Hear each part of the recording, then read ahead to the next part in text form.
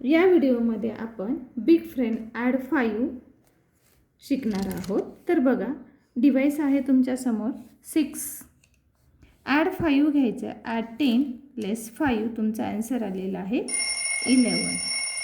त्यानंतर आपण 7 ॲड 5 घेताना बघा, ॲड 5 घेताना युनिट प्लेसला अवेलेबल नाही आहे। मग अशा वेळेस आपण काय करणार, तर सेम 5चा फ्रेंड 5 असतो, त्याच पद्धतीनं ॲड 10 लेस 5 म्हणजे तुमचा आन्सर येईल 12। म्हणजे मग आपण इथं 12 लिहितो।